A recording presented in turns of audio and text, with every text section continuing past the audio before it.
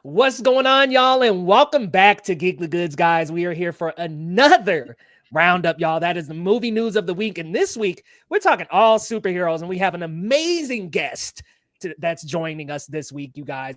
Fantastic Four, Superman, both doing well at the box office. Fantastic Four had a really good start, 118 million domestic, but we'll get into that in a little bit. I got my guy Loretto. How are you, man?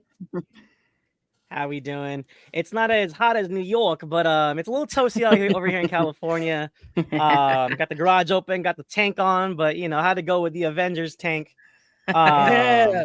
Other than that, we're chilling, and man, the first family looking pretty good so far. I actually got a chance to see it twice, so. Oh, you saw it twice? Dude, Yeah, I you done couldn't help clocked him it. another one.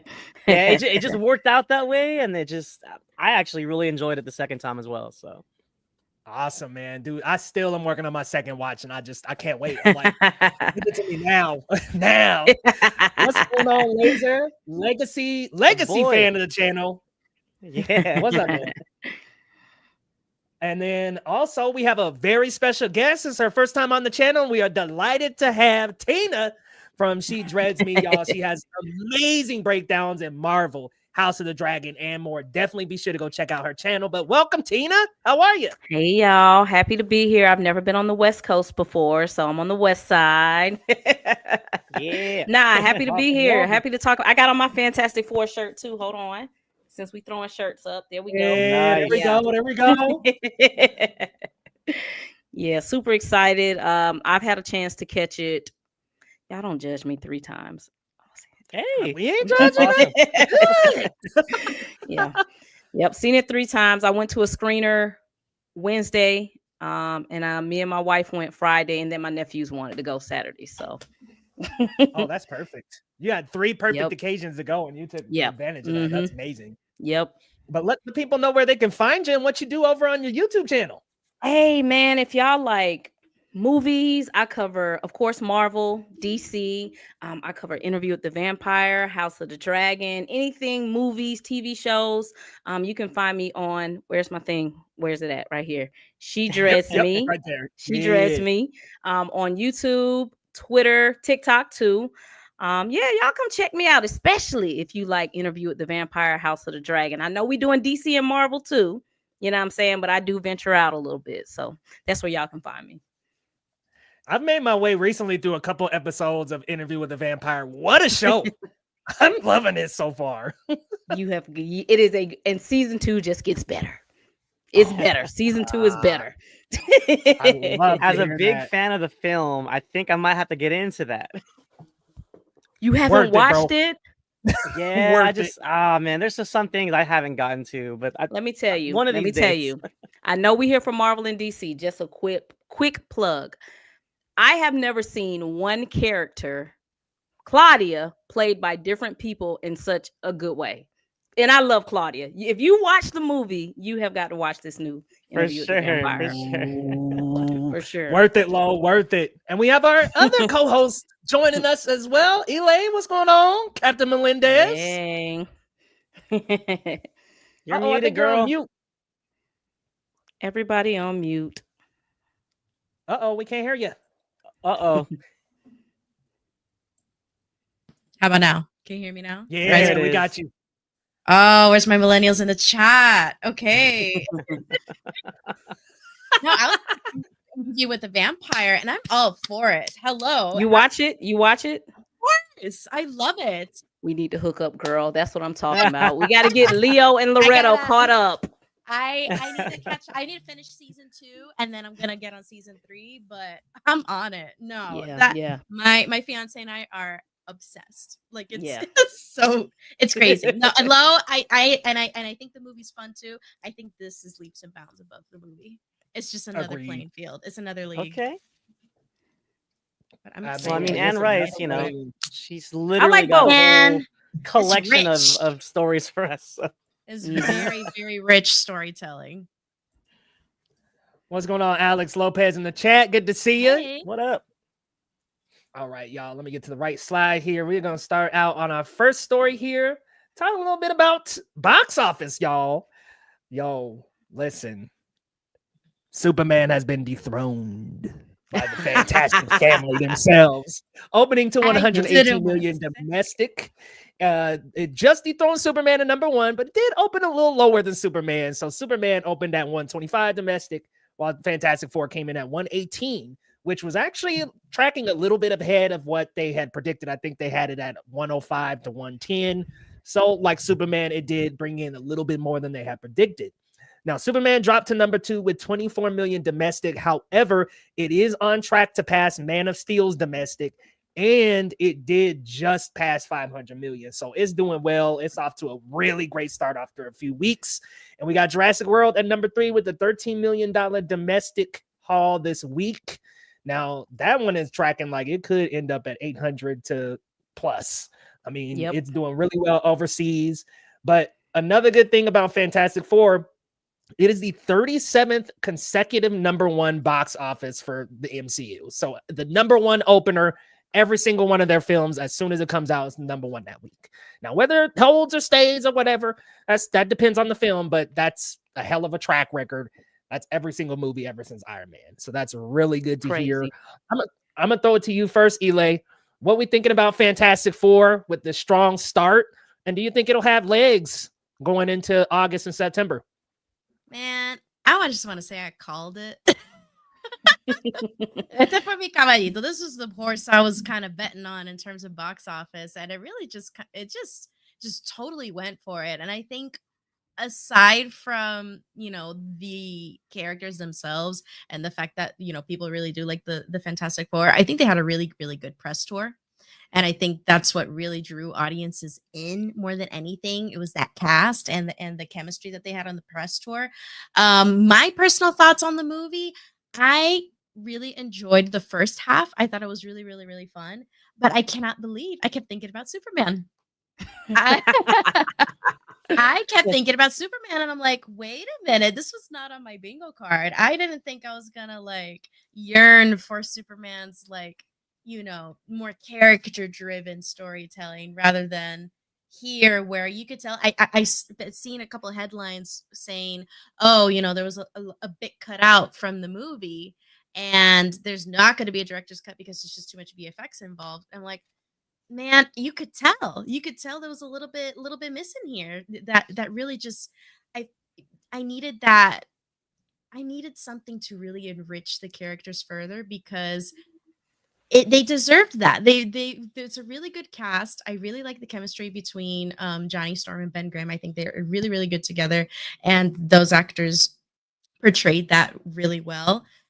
But I don't know, there was just something about it that again kept me thinking back to Superman. I was like, damn, there is magic here, but there's something that I like more about Superman that I've just it's been simmering with me. I really enjoyed both, but I wanted to see a little bit more action here. I'm not gonna lie, I'm a little shocked. So, I promise you, I'm not capping here, okay? I saw this movie and I thought about you and Lo, and I was like, I know Ileana's gonna like Superman more than this. Now I don't. Right? I was like, I don't know where Lo's gonna fall, but I was like, I know that Ileana's gonna like this more. But remember, we did talk a couple of weeks back, and I said the critics are gonna like Fantastic Four a little bit more, and the audience will like Superman more. Well, I was actually kind of wrong, kind of right. The critics did like Fantastic Four more, but then the Rotten Tomatoes score came in, and just a little smidge, I think it's 1 point. It's beating Superman in the audience as well, which is surprising to me. I thought the audience would be more Superman, but here we are, y'all. Marvel versus DC. We back, baby. Lo, how you feeling, man? Box office summer. We got 2 tent poles here. They've come out. Fantastic Four started well. How we feeling? Well, just kind of addressing the entire box office. F1's a no-brainer for me. I'm not surprised that's hanging around, but man, people love them dinosaurs. Like Jurassic World pulling in 13 mil on this. What weekend is this? 5th, 6th weekend, whatever it is, 4th, 5th. That's crazy. And with Fantastic Four debuting, Jurassic World pulling in 13 mil is a big deal. I think globally, where are we at, Leo? Like 700, something like that. 700 mil global. Ooh, I think last time we were having a conversation about this was 2 weeks ago. It just crossed 600. So that sucker's gotta be nearing 700. That's what I'm thinking too. But yeah, man. As someone that I actually liked Rebirth more than most. You know, it's a little bit Jaws heavy, but I love that. You know, a little bit. 719, bro. 719. There it is. That's there crazy. It is. Yeah, well, to be honest, most of the film is Jaws. We spent a lot of time on the water. Anyways, that's neither here nor there. Fantastic Four first steps. I said it in the beginning. I really enjoyed it. Saw it twice. I can kind of agree with Eli. I think some things I did notice, like obviously they're fast tracking this family into our lives, and they're introducing Franklin Richards. So I think it was snappy, it was quick, and personally, of course, I would love to get more character development and an interaction. But at the same time, I think to kind of blow audiences and whoever out of the water, they tried to make this really grand in scale, especially including Galactus and the Silver Surfer. So it's hard to find that balance. And I don't know if they got it just right, but I had enough that I enjoyed it, and I can't wait to see more of them, especially in the upcoming Avengers Doomsday.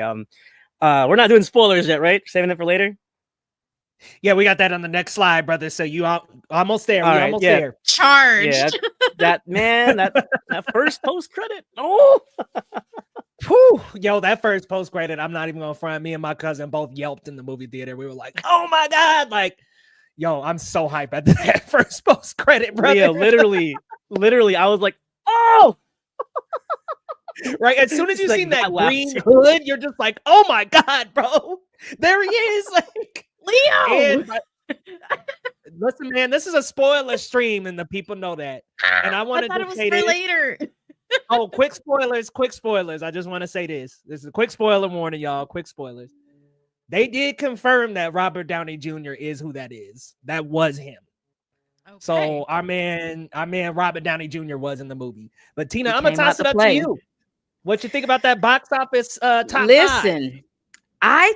I honestly thought this was going to be a bigger opening. I did. I felt like Marvel had more of the, they just been around a little bit longer, a little bit more successful. DC is going through a total reboot now.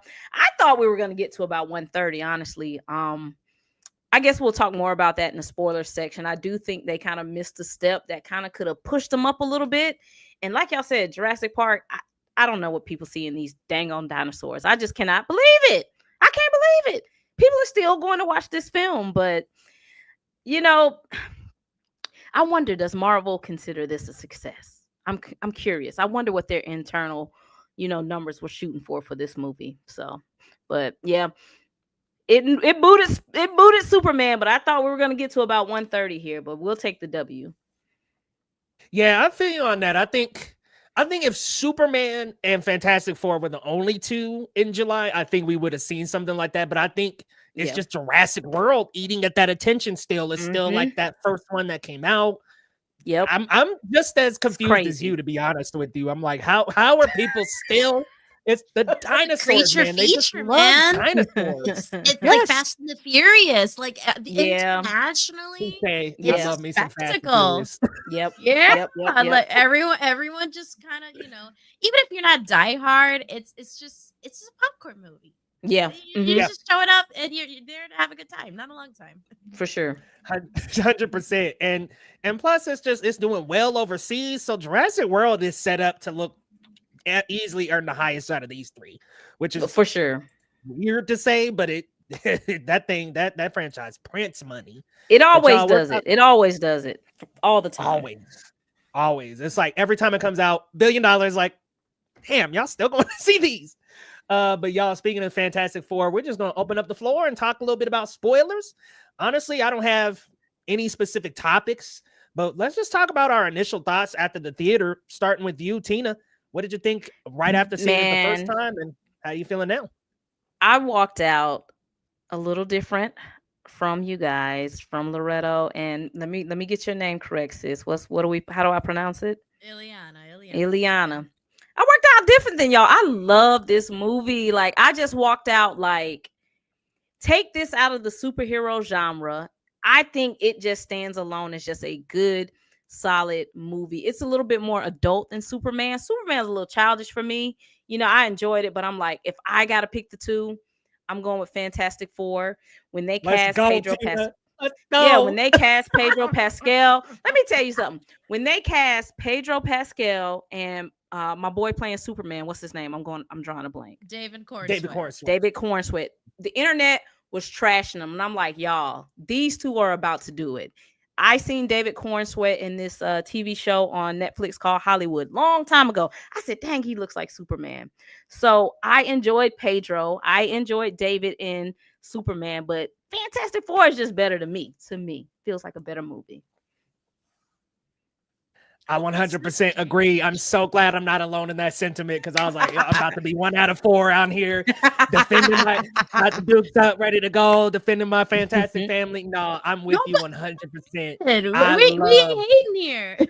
No. I'm just saying. I knew you guys were gonna follow the Superman route, and I was like, yo, Fantastic Four.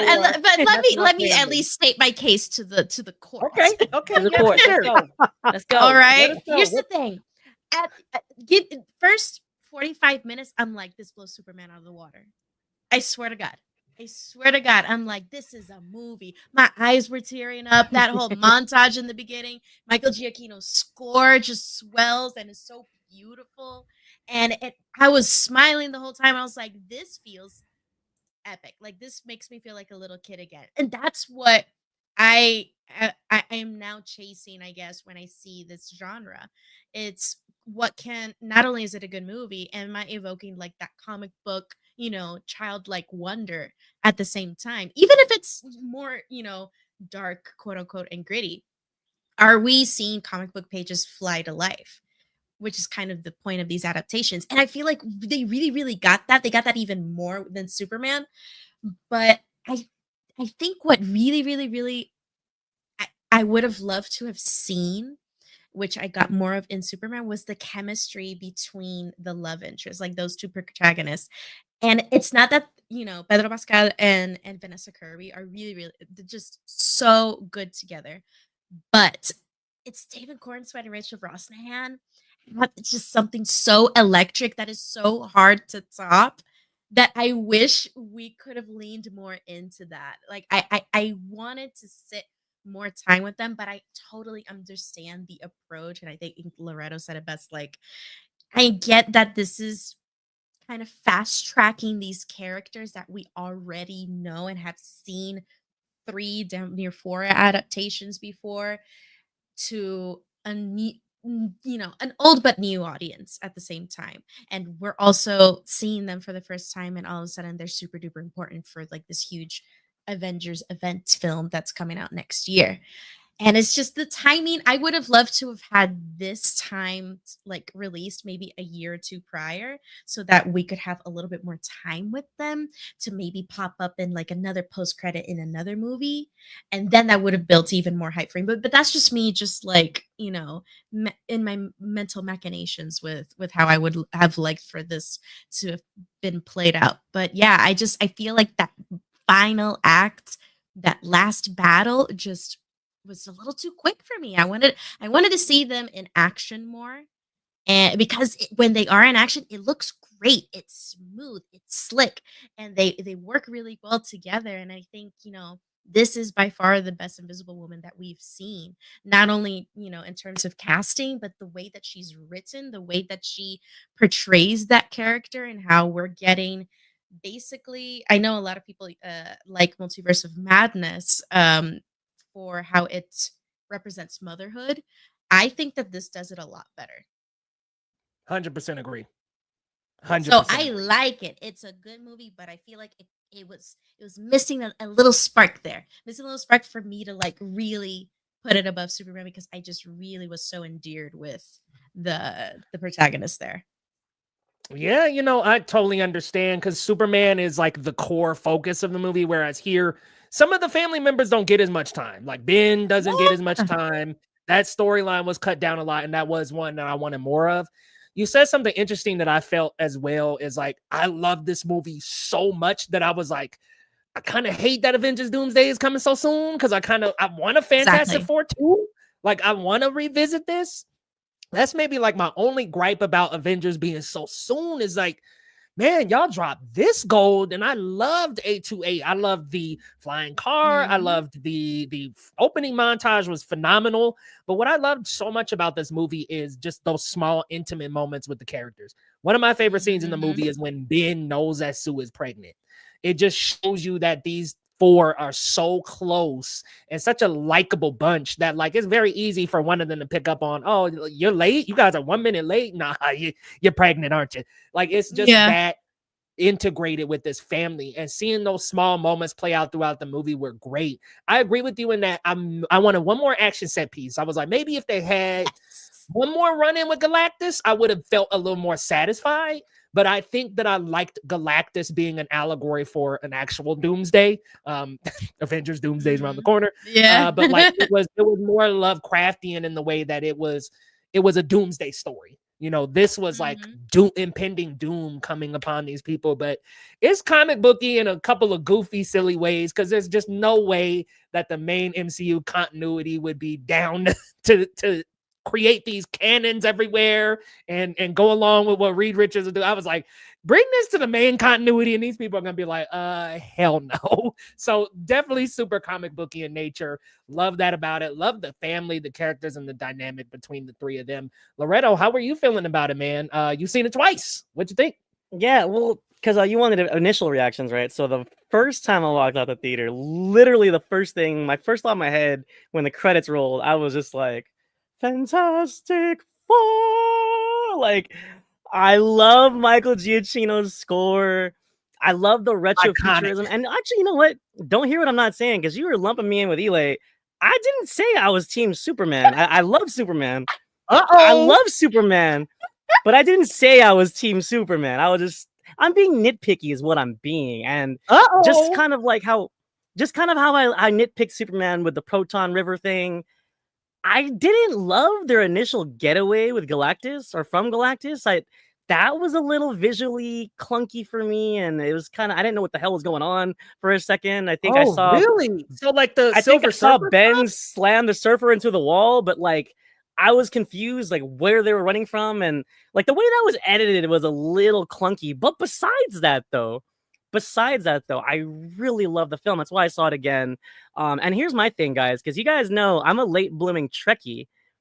It was giving a little bit of Star Trek. You know, we were like pulling around this black hole using the gravity, and Reed was using his mega mind, figuring out the teleportation stuff. Like we were touching on some like Trekkie things that really hit home for me. Especially Johnny's yearning for exploration, because in its essence, not to go too nerdy on you guys, but the Star Trek Enterprise, the ship, its goal is to seek strange new worlds and go where no woman or man has gone before. Like that is the premise of Star Trek, and the fact that Johnny wants to see the stars, like that's hitting me with me. It's connecting with me, I should say. I also love the cast. Like I wish we just had more of them, and that's not even like a critique. That's just like, God, I love them together. I want to watch I'd watch a series with these guys. Like, you know, we got Cousin Richie, we got Mr. Everything. Pedro Pascal is in everything, but Vanessa Kirby is incredible. She was the MVP in my opinion. I think she stole the show. I think we finally got an Invisible Woman who really lived up to the abilities and the power set. No offense to Jessica Alba and whatever, was it Kate Moss? I can't remember. Well, no, Kate Moss. Kate, what was it? It is Kate Moss. Yeah. No, it was okay. What's her name? Kate Mara, not Kate Moss. Kate Mara. I knew that wasn't right. Same thing. It's okay. Like, no offense to them. Like, you know, they're okay actors, but they just didn't really capture the power and the strength that Sue has, because she is a very powerful character. Yep. So I really connected with that. And I needed more Johnny, if I'm being honest. I mean, I know Chris Evans kind of stole the show in the old ones, but I mean, maybe that's why they toned it down here, but I wanted more Johnny.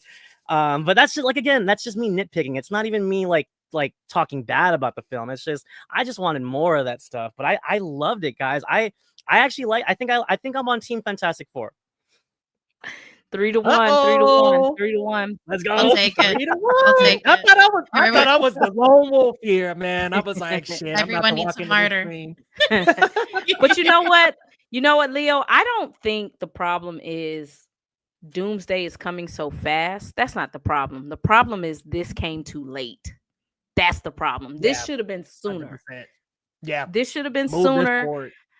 But I wonder if there were issues with Fox, because I remember a long time ago it was the rumors that, hey, some of these characters can't be recast till 2025.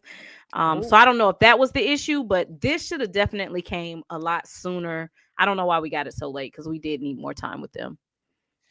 Honestly, this could have been the phase 5 opener. Like, we're doing this phase 6, and it's like, this could have been phase 5. Like, yeah, if you had this and phase, like, think about if you went from No Way Home to this, like, that would be great. Forget Quantumania, erase the whole movie. I don't even care. Put this in the 5, throw it away, and boom. Like, you got a winner, man. This, and then followed by the Marvels. I'm sorry, I'm the Marvels like truther. I really enjoy the Marvels. Great. I like the Marvels. I like the Marvels. It's not perfect, but I really like what Nia DaCosta did with that movie, and it's still kind of a comfort movie for me. So that would have been such a good year to release these two, and then have Thunderbolts release when it released, and have that post credits with Thunderbolts, because I thought we were gonna catch up to that with this one. Like with that post credits, and it it was not the case. Right. Yeah. So I think we should have got this earlier. I don't think Doomsday is too late. I don't think they had a plan. So that stuff with Kang happened, and they were like, let's scramble things around. Then Kevin Feige comes out later and is like, yeah, no, we were doing Doom all along. I'm like, hey, spreading misinformation. I like this comment right here, but look, I think Matt Shakman did an amazing job. I don't forget. Like, no offense to John Watts, no offense, but I think Matt Shakman did amazing. I don't know if I would have liked the John Watts version.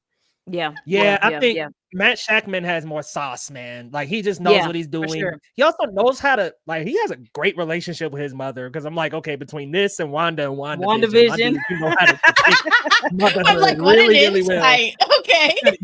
I'm like, this dude knows. But speaking of Sue in this movie, and what makes her so much better is because we know that's such a great character in the comic books.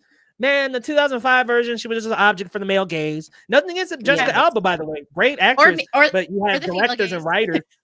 Directors and writers who are just like, we're just going to, walk. She's going to walk through the room. They're going to all stare at her. Like, it's stuff like that. And then you have... She's going to take all her clothes off and be invisible. Yeah. Like, that's an insane scene to see when, like, in my case, I was like 8 years old. I was like, what the hell? Right? Especially when you, look back at it now. They knew what they were doing.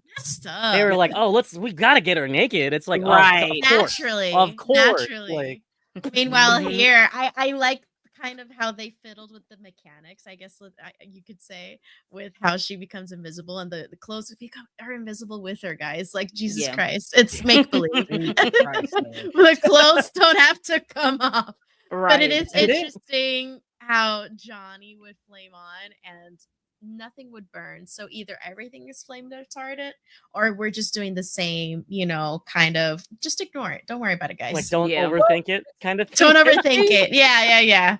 Don't worry your pretty little head. This is why it's good that they've been doing this for 4 years. Because it's like, we've already ironed them kinks out. We already the thing's not walking around without a shirt off, all the time. Like, we got some decorum now, right? I do. Oh, go ahead, Eli.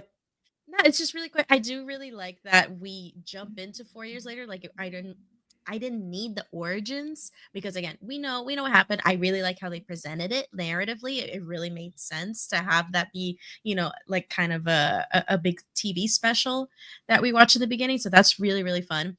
But their dynamic was already so well, like, ironed out. Like, they're already working well as a team, that the conflicts they do have, like, are that much more impactful, because again, as integrated as they are, that's what family is. You're going to have conflict, and it's how you're going to manage that conflict.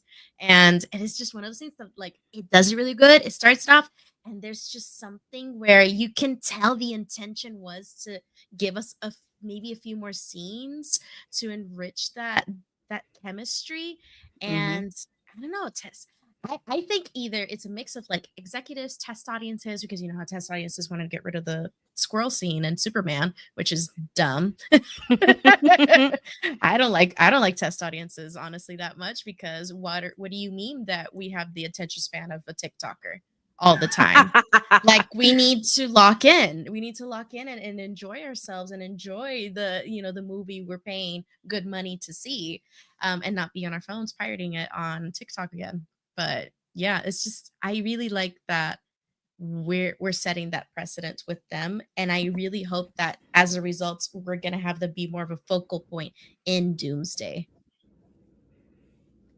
For sure. Yeah, I totally agree with that. I think, yeah, I'm with you, Tina. This should have came a little earlier, but I just think that I'm gonna keep it real, y'all. When I got out of this movie, I was a 9.5 out of 10. I done shrunk down to a 9 because I was like, okay, I wanted more Galactus. I wanted a little bit more Ben Grimm.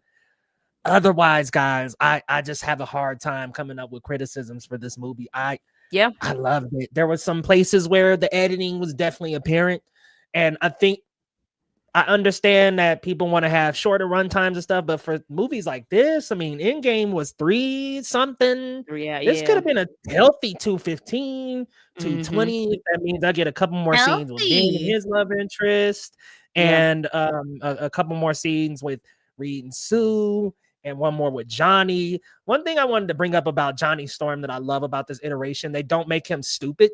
Like, he's goofy, he's funny, but like, he's not dumb. Like, they don't do the whole dumb old for like, oh, Johnny, we gotta hold your hand and explain it. This dude figured out a whole language in a day. He took a few hours to figure that out, and then he also, in all of the like scenes where they're working together, he's like on the computer and stuff like that. So I think they gave some really good justice to Johnny, whereas the 2015 version of Johnny was like too cool for school, and I'm like, Michael B. Jordan, I love you, but that was not for you. And then Chris Evans had his own flavor to it, kind of had the jock goofy guy thing, but that worked for him. And I'm glad that Joseph Quinn's chops were good enough to make this character way more three-dimensional than we've seen him before.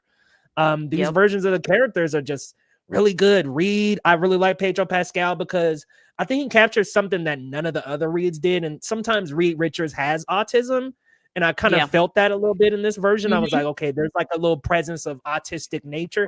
I really liked how he caught that, like how he was like not as good as communicating, telling people that are scared that we don't know if we're gonna stop the big bad thing or not.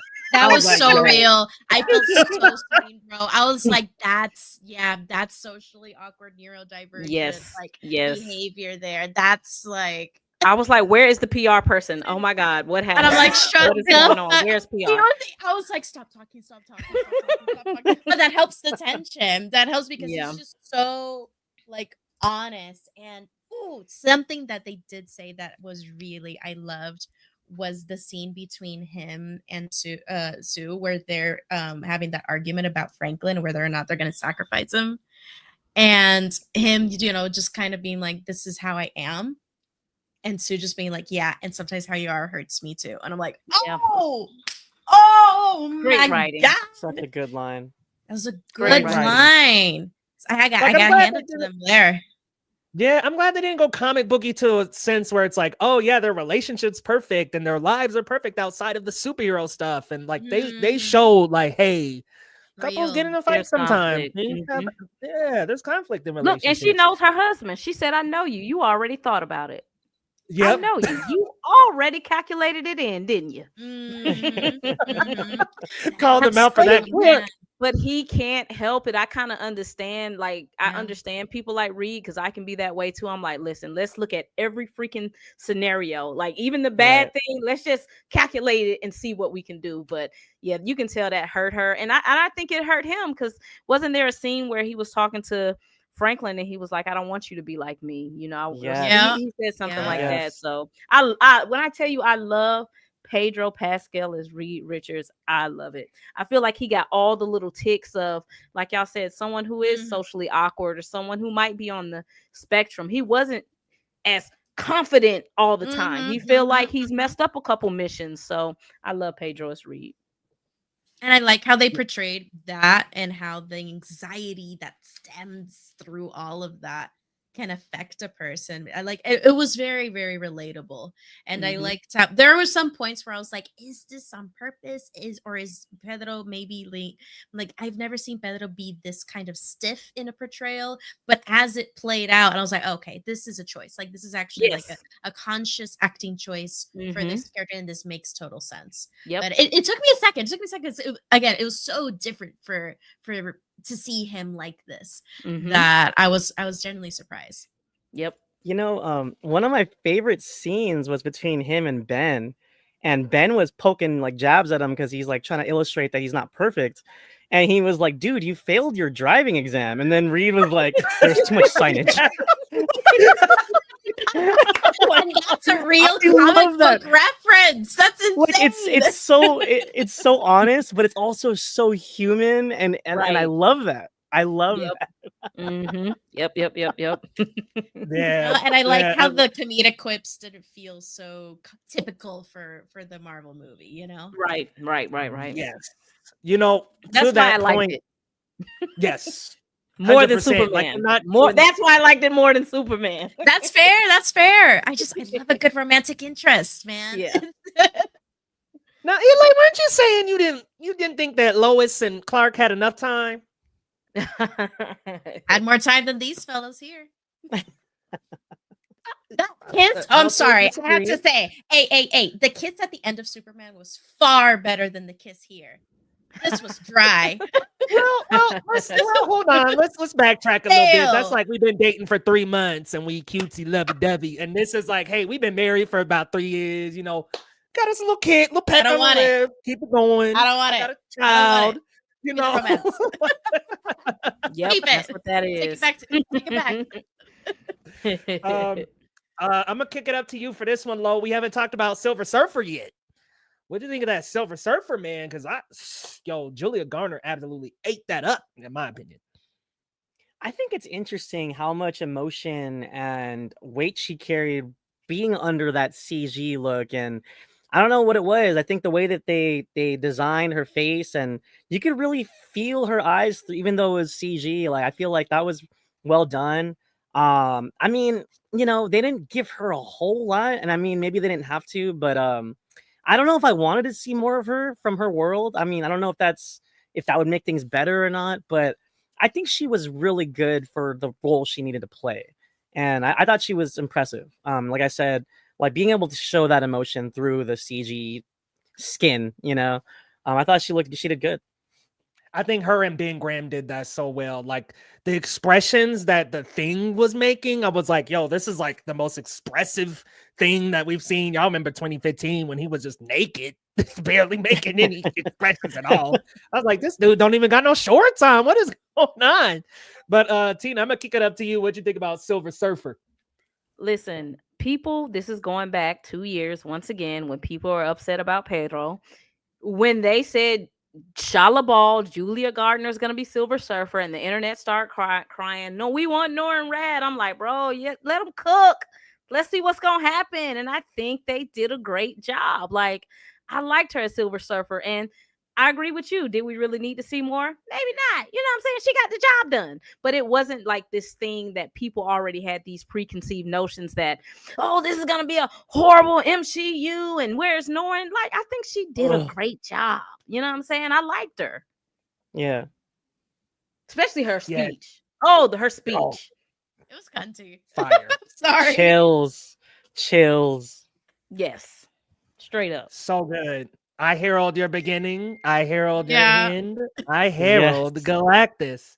You know what's so fun? I already hear that soundbite being remixed at the club, like at a ball. Like I know I'm gonna go to a ball soon, and I'm gonna hear that shit, and I'm gonna see a queen walk down the runway to that sound. And I think it's gonna be. We hilarious. Need this. It's coming. It's coming. It's coming. Man. It's coming. I'm waiting for it. I hate it, but watch me be in that club doing the Zemo, like. Zemo. That man was I love Zemo. Good Lord. No, I think there's a lot of really good moments here. There's a lot of and just wow. I keep going back to that score, man. I really love how distinguished it is. And it sounds like such an old-timey word to use, but I can actually recognize it, It feels iconic already. And the use of the chorus of like using the choir. I'm like, they're giving, Dune a run for its money, guys. Honestly. Honestly, it's that good to where it's very, like you said, recognizable. And I think that's what you need in an iconic superhero score, like Incredibles. Sure. Like, you need like that, like iconic, like, wow, I'll recognize a theme, like with a piece of it playing, like I know what theme that is. Like that's how it felt. I'm actually gonna go back to you, Elay. Tell us about Galactus, our big bad of the movie, man. Listen. I was afraid that it was gonna be like another Kang situation in the sense that they downplay him. Like I really didn't want that to happen, but I feel like they were able to strike a pretty decent balance. I do like how he was introduced without us ever seeing his face. Like once Earth got marked for death, and then like Reed did that research, and then just did we're seeing through data first, or through events, through consequences, through the past, through history of how massive of a threat Galactus is without even laying eyes on him. I feel like that buildup was done really well, but I don't know. I think that chase scene in the middle of the movie, it gave us a decent sneak peek. I wish we hadn't seen as much. Maybe I love a good buildup. I love a good surprise. Really, really make me yearn for it. Maybe we should. I would really like to just seen like Galactus's eyes or something, maybe halfway through the movie, and have that really big reveal when he arrives to Earth, so that it's like, oh shit, man, like that's massive.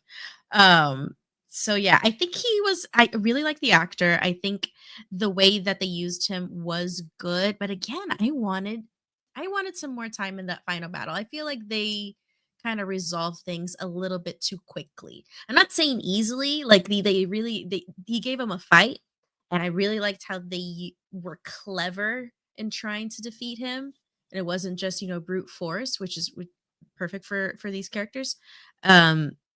But yeah, I was like, well, we kind of tied this with a bow, didn't we? And Galactus is a lot more than that.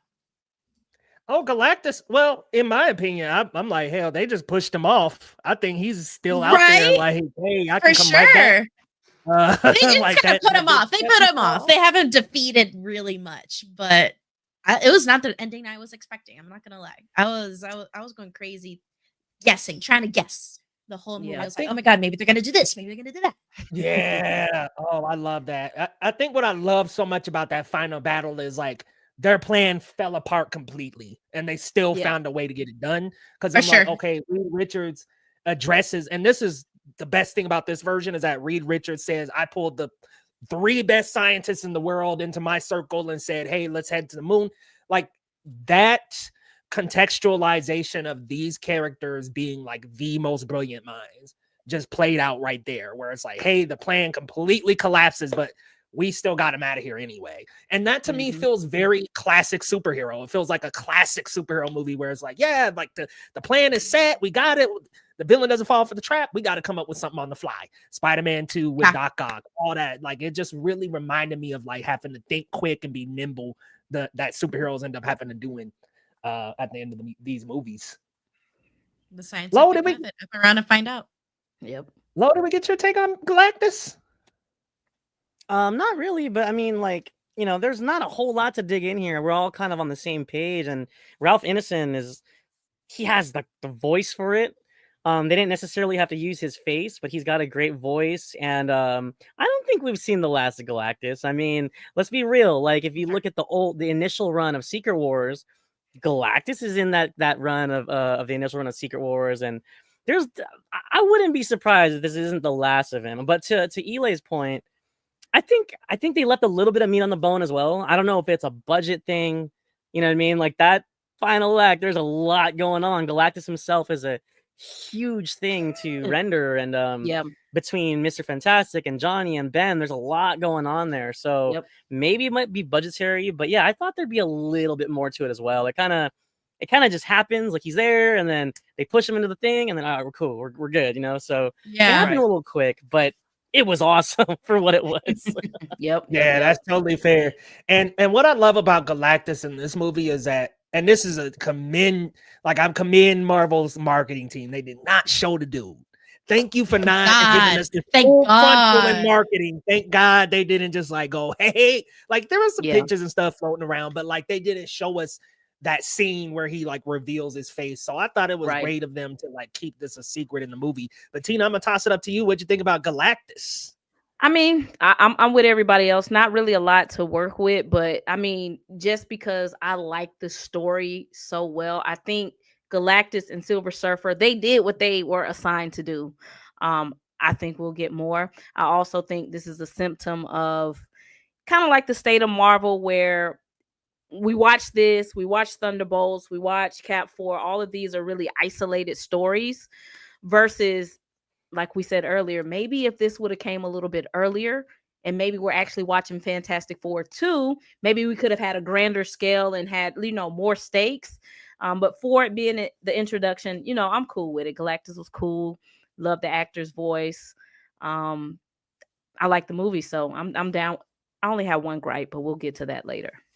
Oh, okay. One gripe. Okay. Galactus, for me, the scale, the scope was outside of his size. So it was the allegory for being a doomsday that really, for me, just was amazing about Galactus. It was like, okay, yeah, we see the size, we get a couple of shots here and there of him devouring some planets, we get a little bit of a theme going for him as well, the glowing eyes, the look, everything was fantastic, pun intended. But what I think they did the best was made him feel like a dooming presence. Like they made him feel like, yo, we gotta get things together, we gotta make this happen, or else he's gonna destroy our planet. So I love that they actually executed that allegory of doomsday very, very well. How's about we just do a couple of gripes? A couple things maybe we didn't quite like about Fantastic Four, and then we'll move to our last slide. I'm gonna start with you, Eli. Let me think. I think I out of the way what I already mentioned. I think that last half of the movie could use a lot more fine tuning. I feel like it's a little bit rushed. I do really like the countdown to the Doomsday. It felt very Independence Day ish. To be quite honest, I like how sci-fi it feels. I think they did that pretty well, but again, we could have sat with it a little bit more. Like the story was that good that we didn't have to rush through it. And I am totally for movies being very lean. Like if you got a lean script, that's even better. Trim the fat off. But this was all like we had some more muscle to work with here that we could have allowed more time for that to breathe. Something I did like struggle a little bit with Reed, and I don't think this is Pedro Pascal's really like fault. I think my gripe is just that I feel like they needed to give him at least a little bit more dorky lines because yes, Reed Richards is very nerdy. Yes, he is often represented with like autistic behaviors and expressions, but he is also dorky in a way where it's not that you're not socially awkward, but at least you're trying not to be socially awkward, if that makes sense. And I feel like I wanted a little bit more of that. He was just so hyper focused on the mission at hand, like baby proofing the world, like dealing with all the criminal organizations in one fell swoop, just to, just so that Franklin could be safe in his 20 block radius or something. And I don't know. He was too worried. I think that's where I'm getting at. He was just too worried, and I needed a little bit, at least some moments of comedic relief where Reed could also breathe a little bit more. And I liked his dynamic with Johnny because I think they complement each other, but they also like antagonize each other in a friendly way that is fun to watch. And I like their conflict. And again, we could have had a little bit more of that. We did have it, but we're just scratching the surface on things. So that's kind of like my biggest gripe and why I don't necessarily have it over Superman. Yeah, I totally understand that. I think all of these characters could have had some more scenes. You know, it just would have been cool to just give them a little bit more each one. I think with Reed, where he kind of like feels like the worrying dad. You know what I mean? He's like, oh man, like he's just like so constantly in it. And it would have been nice to have like one scene where he was being kind of goofy, or maybe like some kind of experiment like exploded or something, like something to be like kind of goofy. I feel that. Tina, I'm gonna keep it to you. What criticisms did you have for Fantastic Four? Just to kind of add a little bit more to Reed too. I think Reed feels a lot of guilt. I think also that's why we didn't really see a lot of jokes and goofiness. I think he carries a lot of guilt, especially for Ben, that he can't fix him, or so he does have that constant worry and dad type thing. And I don't have time for jokes and da da da da. But maybe as the story goes on, maybe we'll get a little bit more. I guarantee we got the Russos. You're gonna see more personality in Doomsday for sure. Yeah. You're gonna see. I don't think they're gonna go overboard with it, but I see him in Wakanda touching Shuri's stuff, and she's like, "What, sir? Come on now." So I definitely we're gonna see a little bit more personality from Reed. My gripe is the post-credit scene. Let me tell you why this is my gripe. We're nerds, right? We're nerds. We see the scoops, so we know what's happening. But when I take my mom, I'm taking my mom Friday. She ain't gonna know what's going on. And I feel like that is the difference between $5 to $10 million in your box office. I would have gave Robert Downey Jr. $1 million to take that mask off his face and say something, so the casual people can be like, wait, what is he doing back? You get the more chatter, people are talking, you're getting the buildup going. But when I take my mom Friday, she's not gonna know what's going on. I'm gonna have to explain to her. Who's that man? Could be walking. Yep. So that is like my only gripe with the movie. That, and I want to preface this with I like Feige. I think Feige is the most successful executive of all time, but I don't like these recent comments of Doom has always been the plan, because if Doom has always been your plan, make us feel like that. Like we should have seen Doom somewhere else, or we should have seen Robert Downey just somewhere else to get the casuals in, because we going. You got us. We're going. You need to get my sister off the seat. My sister didn't want to go see it. I'm like, yo, you want to? No, I don't want to see it. But if she would have known Robert Downey Jr. was in, she's going. So that's my gripe. Use your weapons. You got RDJ. You claim he was always going to be your guy. Use your guy. That's my gripe. Pay him. Give him $1 million for 5 minutes. He'll do it. He'll do it. Cut the check. He'll be there. I think about this, and I had a conversation with a couple of guys about Fantastic Four a couple days ago, and one of them brought something profound up. What if they had just said that Robert Downey Jr. is going to be in Doomsday and didn't even advertise that he was Dr. Doom? It kind of makes me think like, yeah, we would all be like, oh yeah, Iron Man's back. Oh my God. And then like, what if he like revealed in the movie that he's like Doom? Oh my God, that would cook. But I think to your point, Tina, I agree with you. I don't think that Kevin Feige, I think that was totally a PR person that was like, hey man, like you better say that we had this in the can the whole time, because people are looking at us funny. I think that they had the can thing set up. And then what happened is Ant-Man came out. People are like, oh, this dude got killed by an ant. Even though he didn't, he still got his ass beat. And then after the major stuff, it just kind of, they were like turning around, like, who do we go to? I wish Feige would have just said that. Like, why not just tell us, like, look, man, we had this happen. Things went sideways with majors. Just be honest. Just be honest. Just tell us. Just let us know, like, hey, you didn't know. Or don't say nothing at all. We didn't even have to know that, honestly. Just be like, no comment. Yeah. Him and Reed Richards struggling on the PR mic, apparently. I think he's still traumatized from that James Gunn fumble. Ooh. What did James Gunn say now? What now? What fumble? No, for the fumble where they fired his ass from Guardians. Yeah. Oh yeah. And it didn't work out so well for them in the long run, did it? Oh gosh. No. What a shame. Yeah. Lo, here we are. Lo, coming down to you, man. What criticism did you have? Well, I kind of let the cat out of the bag earlier. So I already touched on the getaway from Galactus. So I didn't like how that was edited. And what's funny is I didn't want to spoil it earlier, but I had the same thing as Tina. I'm glad she said it. He should have showed his face. He should have turned. Yep. I thought he was at least gonna look in the camera, but they cut, and I was like, come on, like we know who it is. Just have him turn and look at us, like, or just have him With the say, mask on. yeah, you could keep the mask on, or just have him say, so this is your son, just something like that, or take the mask off, right? So this is your son, Sue. That's something. Give us something.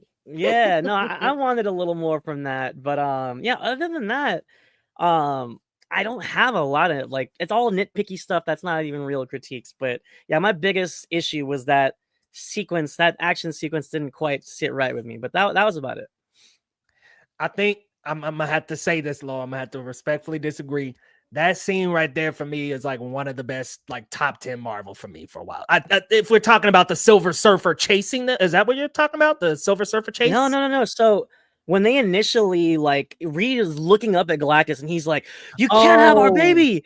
Like when that happens, like I think Johnny went behind Galactus to burn the tubes. I think, like, I couldn't really see it, and then like Silver Surfer's on the lava, and then Thing throws her against the wall, like into labor. I was like, how did Galactus make her just go into labor like that? Brother. That man just no, but like cinematically, I'm not trying to get too like film head, but like the way that was chopped together, I was like, what?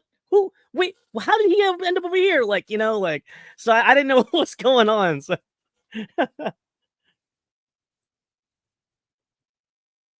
Oh, I was muted. My bad. Yeah, I understand. That's because I was like, yo, that surfer scene, bro. Like, that's. I'm talking top 10 MCU for me, maybe. When they hit the warp and then she popped back up, they're like, she's on us. So I was like, let's go. Like, yo, surfer ain't stopping, bro. She's like showing them off. Like, look, I know how to surf on this surfboard. Y'all just think it's cute and shit. Like, nah, this is real. Hey, Leo, Sue said, kill her. She is coming for your nephew. Love that. Kill her. Kill her, such a sister, like an older sister thing to do. As an older sister, I'm like, get it done and get it done now. I am an older sister with a little brother. I felt that. I'm like, that's my brother. Like, go get her. What are you doing? Go. We're in an emergency. No, y'all, that scene went, my mind was going a million miles per hour during that scene. The tension was really good. But when they started talking about that black hole and all about, you know, the parallel universes and all this shit, I'm like, are we going to catch up to, like, I genuinely thought the movie was going to take like a super crazy turn. And we were going to go into like Earth 626 all of a sudden. And we were going to catch up to the post credit in Thunderbolts for some reason. Like my brain went there. And I'm like, why are we like planting all these seeds? And then we have this scene where they're going to have to like escape. Like there's no escape from Galactus. And they're already dealing with guilt. Ooh, okay. Theory. Ooh. I got a theory. The Excelsior was not that ship that was going through the Thunderbolts post credit. That was not the Excelsior. Right. So I'm like, I don't think that that's this Fantastic Four. I don't think that that's them. Now, I can be 100% wrong, but I'm like, we didn't see that ship. That wasn't the one that we saw. So we saw that Excelsior. That's true. We saw the flying car. I'm like, that's not their ship, man. When they came back from space, that wasn't their ship. So I'm of the thought, in theory, that is the Fantastic Four from the 2005 universe. Now, maybe I'm wrong. I 100% don't know nothing. But I'm like, I think they could be them. And they're now running from Galactus. Totally, I don't know. None of this, just a totally crazy theory. As long as it's not John Krasinski and Emily Blunt, it's fine. That would be funny, though. Triggered. Unless they they die immediately again. That would be John Krasinski is spaghetti. He's some spaghetti. Let it die. The smartest man in the universe. Oh, but if they bring back Ian Gruff dead, I'd be like, hello. He was at the premiere. Corny, but... He's still looking great too. I'm like, well, okay then. Fine. Oh wait, you talking about the original Jon Griffith? Yeah, Jon It's Griffith. Jon? Yeah, it's like something like that. Ion. I don't know how to pronounce it. Pronounced I don't know either. Clearly. Yeah, Jon. Yeah. Okay, Jon Griffith. He was pretty. Oh man, girl. Yeah. Girl. Are you gonna look at me and say I'm wrong? You know, he was a very good-looking man, Eli. Thank you. He's very handsome. We're not objectifying him. We're being very respectful in this chat. I see how it is. All respect. We had Jessica Alba. You can have him. Yeah, great. You have Jessica Alba. Jessica Alba was fun. My fiance and I. My fiance was going like, man, Jessica Alba was like an awakening for me, and I'm like, no, she was not for me. That was Angelina Jolie. That was Angelina Jolie for me. Jessica Alba was fine. I'm with your fiance though, because I was watching Spider-Man when I was young, and I was like, yeah, Kristen Dunst, not it. But then when they Fantastic Four, I don't think she awakened shit. Oh no, she awakened anybody. I seen Spider-Man 3. And I was like, man, I would go for Gwen over Mary Jane in a heartbeat. Bryce Dallas Howard has the sauce. I'm sorry. Now we're just being terrible. You definitely got the sauce. But I'm gonna take it to our guest first. How do we feel about the future of superhero movies? You know, this opened well. It opened beyond expectations. Superman just passed 500 million. It was looking down in the dumps for DC for so long. This is a very bright start. Looks like we're hitting a good snag with Marvel. How we feeling? I think, look, Marvel has 3 guaranteed wins. So I think they kind of finna hit a cheat code, right? They're finna hit Spider-Man, Doomsday, and Secret Wars. I think the real test for Marvel is going to be Black Panther 3, X-Men, if Blade ever comes, Jesus Christ, Shang-Chi. I think that's where we're really going to stay. They got the cheat code for the next 3 movies. Right. DC, on the other hand, I'm excited for Supergirl. I keep telling people I don't even want to see Clayface, but I think Clayface might be a sleeper. When you can make a horror movie for $40 million, all you need is a couple people who said the movie was dope. You already at 150. So Clayface might sneak through and be, a low-key success for DC. Fiscally, I think we are going to start seeing some changes with Marvel, definitely after Secret Wars. I think they're going to start doing lower budget movies. I mean, they can't keep going at the pace that they're going, and they're not making $700, $800, $900 million anymore. It's just they can't keep making 200 million, 250 million movies, and you only hitting 5, 6. So I think we'll definitely see lower budgets. But I think for the next 3 years, DC and Marvel, they're going to be on the up and up for sure. Yeah, I totally agree with that. I want to say, Fantastic Four was right at 200 for that budget. And if they can start kind of squishing that down to 100, 125, I think they'll find a really good sweet spot. What they got to do now is, like, after Secret Wars, they got to start bringing in new talent again, because it's going to start piling. That budget is ballooning with having Pedro Pascal and all these people. You can get some new talent, and I'm not saying pay them lower, y'all. But I'm just saying, if you can get some new talent, start getting their names out there, and it'll really work well in both ways, in the sense that they don't have to pay them quite as much as that production budget. And then these actors and actresses can get a platform to launch their careers even further. Lo, I'm going to you next, man. How do we feel about the future of superhero movies? Yeah, it's bright, man. It's bright. I think my biggest thing, and Tina mentioned it earlier, I actually thought Fantastic Four was going to make more. I thought, because Superman had a bigger opening, so to say. I think there was like 125.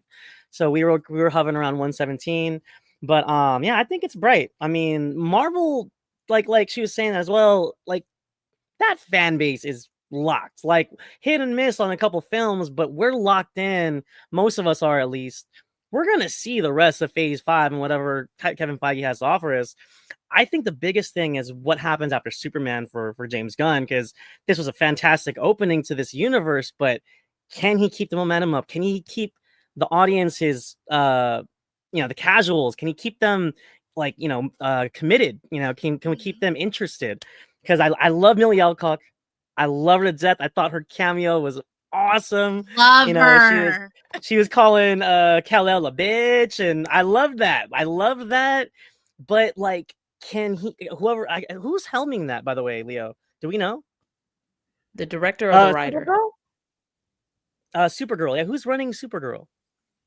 I know Anna's the writer. I don't know who the director is. Let's see. Okay, Craig Gillespie. That's gonna be a big challenge, making casuals care about her, because I think that's the next project, right? So it's Craig Lanterns Gillespie does well. who did Cruella. So the Cruella director. Okay. I, Tanya. Okay. Which actually, I'm like, that's Tanya cooks. Tanya. Yeah, like. No, and Cruella also is a sleeper. Cruella's cool. Like, it was underrated for sure. Not what I thought it was gonna be. So okay. So I think that's the biggest hurdle for DC. Like, can we just get the casuals back? Can they invest in this universe? I don't know yet, because I think this is a good start, but the next 2 or 3 movies is gonna say a lot about James Gunn's universe. So. And then the writer is Anna Naguera. Yeah. No, Naguera. I don't know how to say that. I apologize. She's gonna be writing Supergirl, Teen Titans, and she's writing Wonder Woman. Okay. I don't think she's written a lot, but I see that she's a lot written writing a on couple her though. stage plays. Yeah, not a lot of writing. But hey, I'm glad to at least have a lady writing Wonder Woman and writing. They must have liked what she did with Supergirl. They must have liked it. They must have, especially to give her like Teen Titans too. Yeah. Well, James Gunn came out today and said that was a lie, even though he did say she was doing it. And James Gunn, I'm like, come on, bro. There's a quote of him saying she's doing it, and now he's saying no, she's not. So that's James Gunn. Goodness gracious. I mean, I was a little disappointed to see Mike Flanagan have to like walk away from Clayface, because I was really excited to see that kind of approach with the character, because I love Flanagan's stuff, honestly. They cast an unknown for Clayface. I was like, I don't know who the hell. But they had dude. Hey, you got to for $40 million, man. You gotta wonder what you got for 40. Just talking about new talent, Leo. What were you talking about? You gotta make it do what it do. Anyway, how you feel about the future of superhero movies? I think just like the rest of you, I echo the words that it is bright. I think really the risk is with the DCU, because the DCU is so much less consistent than the MCU, because of a plethora of reasons and phenomena. But I do think that Marvel needs to continue this course correction of quality over quantity. I think they're on the right path, but it is definitely a slow process. Like they'll have these mega hits, and then they'll have like something, I think they haven't had something as bad as Quantumania come out since Quantumania, which I think is good. Like we're having a more positive trend now. But yeah, I think they need to really lock in on what characters they're going to invest more time on, instead of just throwing one-off characters constantly. Like, we need to at least invest in something. We need a sequel to something. We need at least a sequel to Shang-Chi. We need at least a sequel to Marvel, the Marvels. Although I understand the Marvels is technically a sequel to Captain Marvel, but they're movies that really just stand on their own. It's not like a direct continuation of Captain Marvel's solo story, if that makes sense. So it is interesting. I think it's going to be a wait and see situation for me. Like, I am hopeful, but I'm still not like 100% feeling like we're quite there at another peak of the genre quite yet. I think they're recooking, they're reheating the nachos a bit. So yeah, and I 100% agree with you, because I think Marvel's like where I'm going to be assessing them a lot is like post Secret Wars, because like Tina was saying, they pretty much have banger after banger. It's like you got this, Spider-Man, the Avengers movies. You hitting $1 billion out of those next 3. Like Spider-Man, the next Spider-Man, everybody's like street level. They made it street level. Kevin Feige said $1 billion. It's got the Punisher in it. Avengers, Doomsday, Secret Wars, they gonna show out. I want to see what they do after. Because I'm like, yeah, to your point, Shang-Chi 2 is still on the table. Black Panther 3 is still on the table. Thor 5 is still on the table. I'm like, okay, what are we going to do? And then Kevin Feige's talking about resetting and recasting. And I'm like, all right, well, what are we going to do, man? Like, we going to go into the mutant saga and we just going to say, hey, see you later, Shang-Chi. We over here. Like they did with the Eternals. Look, they said bye. Justice for Eternals. They said bye, girl. Shit, I think, man. look, I think Kevin Feige was, some of that interview was just him kind of like, I can't see him recasting Chris Evans or Robert Downey Jr. in his time frame. I think he was speaking in general. I think he was saying like, yeah, sure, of course. Look, they're working on a new Bond now. I can't see it. I can't see another Iron Man or Captain America during his reign. We'll see. Because I think he doesn't want to take that L. I think he's scared that it won't work. Like, who is it? This is not RDJ's Iron Man. I think he'd rather put that pressure on somebody else. Yeah. Give it another 30 years to just cool down. Right. Well, honestly. He threw Anthony Mackie under the bus today. I'm like, oh my gosh, he like literally threw him under a speeding bus when he said that he thinks that the next Cap 4 didn't do well because Chris Evans wasn't in it. I'm like, dude, you literally threw your dude just at a speeding bus. Literally. I said I was not going to do a video covering that interview, but now I have to, because to me, that large interview from Kevin Feige to me felt like someone justifying their job. I have never seen Kevin Feige blame so many other people in a particular setting. I'm like, does he feel like his job is on the line? Like, it was just so out of the ordinary for him. He, it's Kang, and we just didn't want to put Blade in black leather, and what? That was crazy, bro. I was like, I don't have a problem with that. Drama. There's drama in the villa. It sounds like a man who's flagging to everybody like, hey, all of this wasn't really my fault. Hey, we always had Doom, but we just now are getting Doom. Okay, sorry. Right. I'm like, Kevin, you know damn well we have not been doing Doom for that long. I was gonna say Kang Dynasty had a director, had a writer. I mean, it wasn't Dynasty it was for called nothing. Kang Dynasty. Wasn't Kang Family Tree. I mean, I think they had part of the script done. There's like some script leaks out there and stuff. I'm like, Kevin. Not to mention, y'all met with Coleman Domingo as a possible recast. Come on, Kevin. Don't do this to us. Don't do it. Don't do it. Don't lie. Don't do it. Just say, hey, we had to pivot. And RDJ was our pivot. I can swallow that. But don't say Kang wasn't working. Yeah. Exactly. And I think the Ernest route would have played off better with fans. So yeah. Just tell 100%. The truth. The truth may hurt sometimes, but the truth is still the truth. Because now people are looking at you like, well, it's like the chat saying, it's pride. Yeah. That's just an ego. That's like just a wounded ego right there. When you've been on top of the world in the big Hollywood blockbuster game for so many years, and you changed the industry forever, basically. And it's a tough pill to swallow, to flop. It is.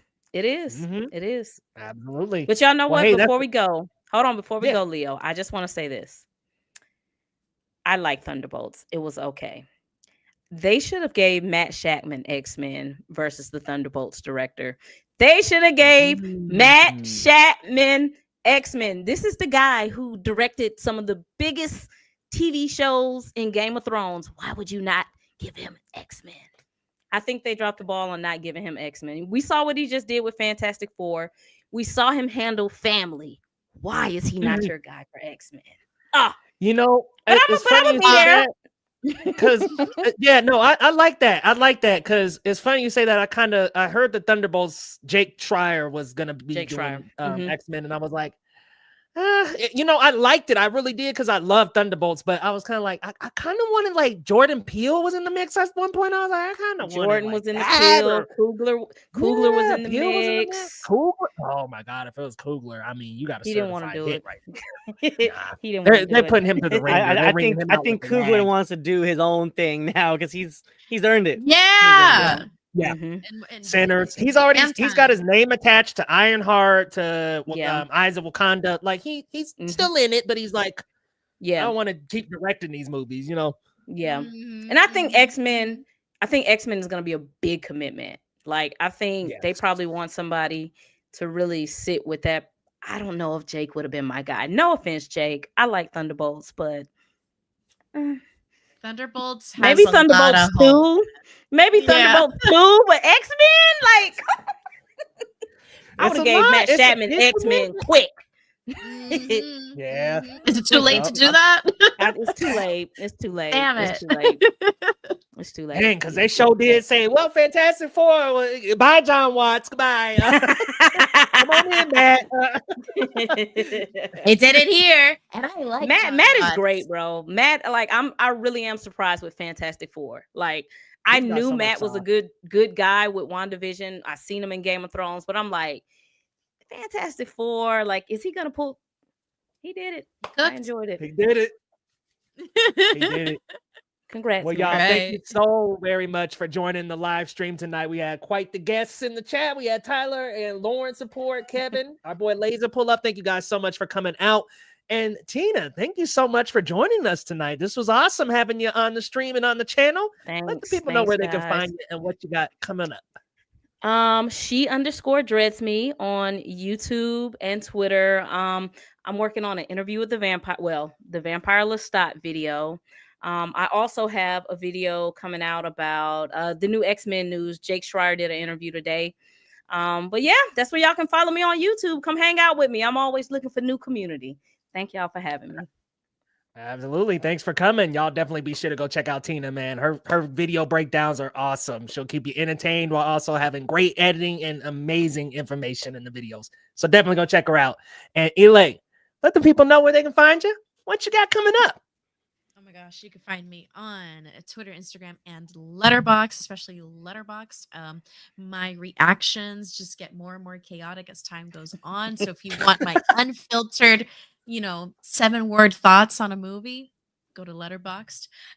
You can also follow me and my fellow colleagues at the Puerto Rico Critics Association. We are at PR Critics on Twitter and Instagram, where you can see all of our communities reactions to the latest films, as well as the podcast, the PRCA podcast, available on Spotify and wherever else you listen to podcasts.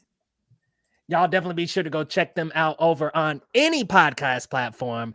And I'm going to kick it over to you, Lo. Take us out, man. Where can they find you? And what you got coming up? You can follow me on Twitter and Letterboxd. Oh, I missed. At Marcellus Durden. I'm a proud critic and editor for The Cinema Spot. Follow us on all socials at The Cinema Spot and thecinemasspot.com.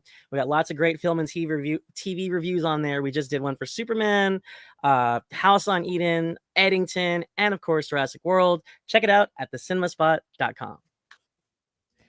Definitely be sure to check them out over at the Cinema Spot. Yo, they working hard, cranking out reviews, cranking out movie and TV reviews on the regular. Definitely go check them out. And hey, if you're new to this channel, welcome. Thank you for coming to Geekly Goods. Yo, we talk movie news every single day here on the channel, as well as Marvel news and rumors. So hit that subscribe button if you're new to the channel and come on back next week. We do a live stream every single week at 6 p.m. PT, 9 p.m. ET. So thank you guys so much for coming out, and we'll see you guys next time on Geekly Goods.